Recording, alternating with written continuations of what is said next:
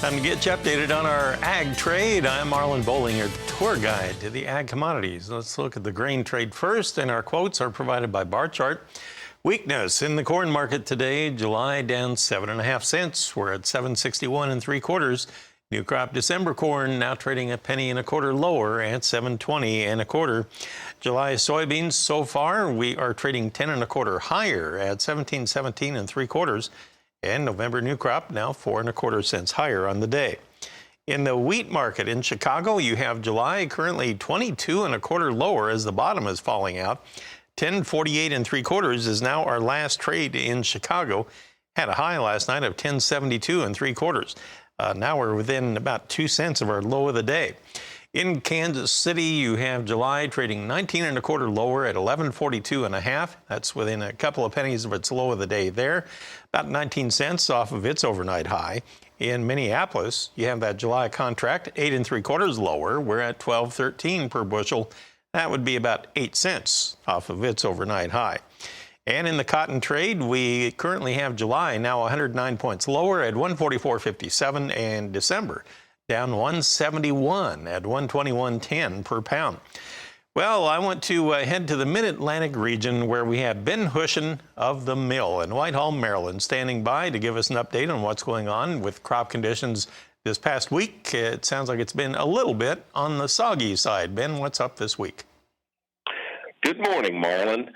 Well, it's interesting. Since we talked last week, we have had several evenings, Thursday evening, again, Saturday, and at least one other, I think it was Sunday, we would get showers pass through. And you look at the forecast and think, boy, it's going to be wet tomorrow. But really, out of all of it, since we talked last Tuesday, it was only Saturday evening that we had significant rain, about 0.6 in most areas, pretty widespread. That was until about 5:30, 6 o'clock this morning when a pretty heavy thunderstorm brought us another half inch. The interesting thing is with all that, off and on scattered rain, we're dry enough that it isn't long till we're back in the field doing some work. The only thing that has struggled to get work done this past week is planters.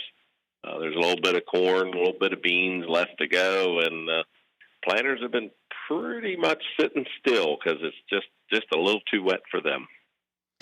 So what remains to be done now is if things do dry out a little bit and you can really get in the fields more. I know you sent some video of some fertilizer being applied, but at this point, what's left to be done, for example, with your corn before it gets too tall?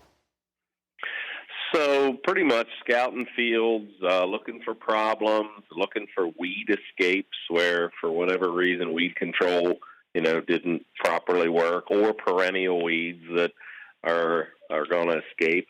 Also, tissue sampling, digging up plants, various diagnoses, trying to see, hey, here we got a problem in this part of the field or in this farm.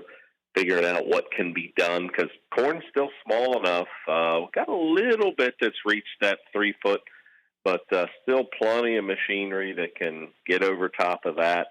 And the other thing is after every one of these rains, especially this morning's heavy thunderstorm that came through, when the daylight comes, see whether their wheat is still standing because as you just talked, wheat, and I've mentioned it 10 times so far, wheat is really worth a lot of money, and some of it's starting to lean a little bit from probably an indicator of potential yield, but certainly no one wants to see it go down, whatever the yield is. Yeah, we could definitely tell it in the video that you supplied there. You had some down spots in the field.